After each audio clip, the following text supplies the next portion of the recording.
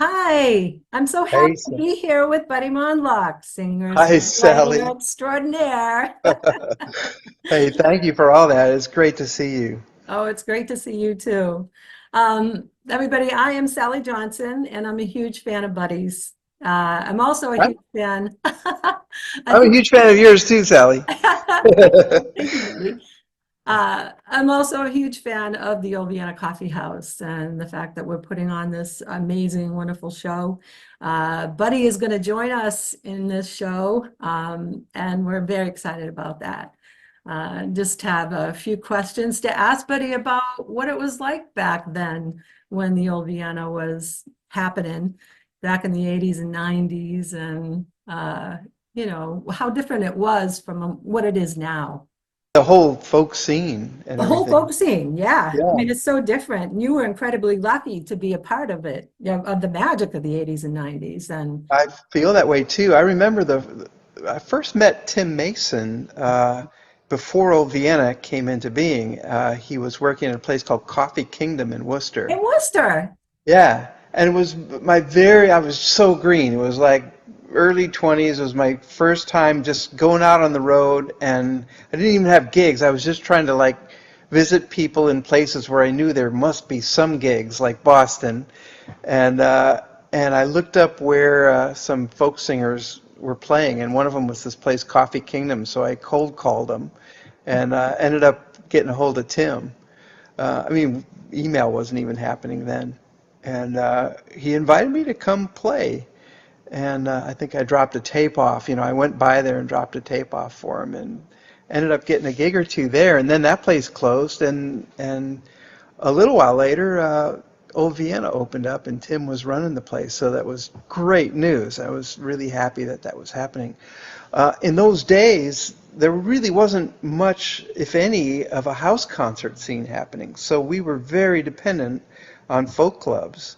And even though folk was maybe just a little bit more vibrant in some ways, as people going out to see music, um, it was, it's always been hard to make it as an acoustic concert venue. Um, so teaming up with a restaurant, was a great idea because they weren't just depending on how many people came in the door. and the food was amazing there too. The food was great. And the Yeah. beer, right? Mhm. Beer was okay too. Yeah, yeah. Well, people actually in Westboro were like, where can you find German beer? You can't. So that was a pretty big place. And I don't know. I was thinking about the you as an artist and back then and having to do all the mailing lists and the Oh yeah, amazing work. I remember like hand addressing, flyers out to all the people on my mailing list. Writing every address out by hand, and it was a chore for sure. And it's not like that now. Not at all. No, no, yeah, took me forever, but I finally just went to email Yeah, and Facebook and all that stuff as a way to promote the shows and let as many people know as possible, right. who might be interested.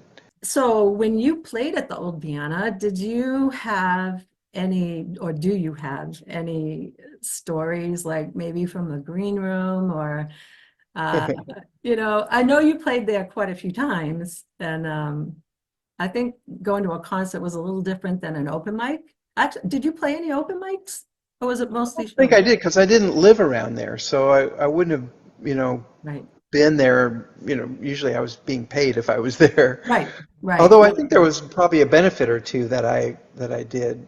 Ah, I remember at least one night. There's a picture of us somewhere. It's me and Ellis Paul and Vance Gilbert, and I think my buddy Mike Lindauer plays bass with me. He was in the picture, and it seems like Ray Linda Woad was in there too. She had these great little storybooks that she made, and yeah.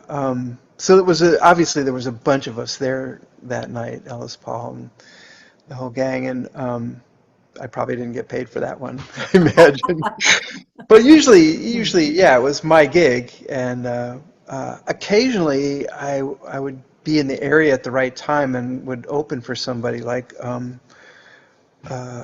Well, Dave Van Ronk is one of the ones that comes to mind. I got to open for Dave once, and just such a entertaining and colorful character, you know. And even though I knew he was one of the folk luminaries from the old days, you know, the big folk scare in the '60s and all that stuff, uh, even now I get continually reminded of he was such a seminal figure in that whole development of the singer-songwriter movement, and it was just cool just to sit backstage with him and watch him warm up. And he had this great raspy voice and great finger style, kind of bluesy guitar style. And it was, yeah, it's just, and it was super friendly too, you know, with his big old glasses and his beard, and you didn't get you didn't get the feeling that you were like in the presence of a guy who thought of himself as folk royalty, even though he was, you know, he was just Dave. And yeah, it was really, you know, looking back on it now, especially, it was just feels. I was honored then, you know, to be in his presence and get to soak up a little Van Ronkness, you know. Yeah, I was just watching the Paul Simon two-part documentary, um, and he mentioned hanging out with Dave and listening to Dave's record collection way back in the day, back in the Village when they were all getting going. Wow. And of course, Dylan also, you know, I think Dave Van Ronk's record collection played a big part in Dylan's um, growth as an artist and as a songwriter and all that stuff. It's so amazing, everything that you're talking about and back then. What do you miss the most? Do you like from back then to now? I mean, it's changed so much. I don't know. I mean, I feel lucky that I've been able to do this all this time, you know? Um, I think I do sort of miss the formality of having all these different clubs Mm. where it really was a dedicated space to folk music. It wasn't just, you know, set up the chairs in the living room. Although, don't get me wrong, I love house concerts. It's about the most basic and immediate way you can hear this kind of music. But there was something, you know, you had to step it up a little bit when you're playing at a club somehow. Um, it was, yeah, it was special in its own certain way. Um, so I kind of miss that. I mean, I still do play clubs occasionally, but there's not as many. I'm more often playing like a concert series in a church or plenty of house concerts or occasional festival, that kind of thing. Right. But Old Vienna was just a special place, that old wooden stage, and you know, everybody was there to really soak it in. They were listening. They brought in a lot of wonderful national performers, and there was such a huge fan base. I remember sitting in the audience and filling out the mailing lists because they would put together a 3-month calendar, right? And then we needed to send them out to the 10,000 people that were on the mailing list from all Oh around my the God, world. yeah. Yeah, yeah, and I remember being amazed then, you know, how can they have such a big mailing list and people in Alaska who, you know, were on the list and the big duffel bags downstairs that we had to bring the mailers to and it was amazing what Tim and Robert were able to accomplish in that Yeah. place. How many did you play? Do you remember how many shows? I don't really remember how many. I just remember it was a regular stop. You know, whenever I'd come out to the East Coast, Yeah. starting in Chicago, I guess if it started in '86, I was still in Chicago. And then I moved to Nashville in '88, so I'd be taking tours from here, going up I-81 and Right. on up toward you guys. Yeah, Um, so yeah, I just remember it being, you know, a regular stop, and you know, if Old Vienna was on the schedule, it was going to be a good tour. sure. So what's this you're doing with the military vets? I'm very impressed with that. So yeah, I got a call from this fellow Mac Bailey just a couple of years ago. Asked me if I want to participate in this program that he was putting together. He's a registered music therapist, but also he's been a performer for a long time. and I guess he had seen me out in Colorado when I play out there. He's based there. His organization is called Music Therapy of the Rockies, and they were going to have a retreat uh, near Nashville on Amy Grant's farm. Mm. And yeah, really sweet of her to volunteer the space for us to use, and it's perfect for what happens out there. And so basically, I'll go on a Tuesday afternoon, say, and Mac pairs up each vet that is participating that for that retreat with a songwriter.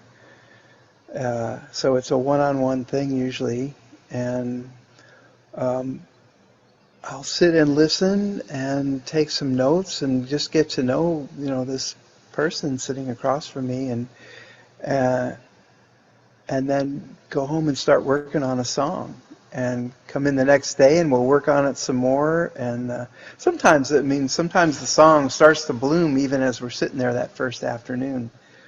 Um, but I just feel like there's so much value in this. The vets that participate in this program are particularly vets who have suffered from PTSD in the past, or currently, and I just feel like taking these traumatic events that somebody's lived through and has to be processing all the time, it's affecting their life every day, and somehow turning that into a piece of art.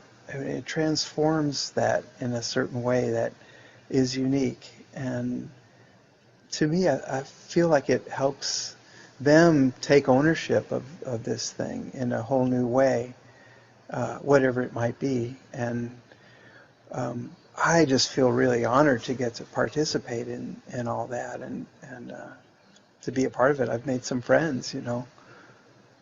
That's awesome. Is it primarily their story and your, Well, I mean, we're open to whatever they want to write about.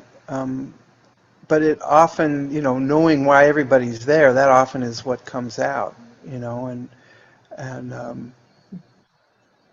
yeah, so it might be one event, it might be, a time in their life. The song might end up being about their whole career in the military. There was one guy I wrote with, he was he was coming out of the military, retiring after, almost 20 years and a dozen different deployments, and trying to come to terms with how to be a civilian again and to be a retired person too after being so busy for a long time. But other folks have shared some really traumatic things that happened to them as a course of being part of a war. It's just one of the most horrific things that we humans have created for ourselves.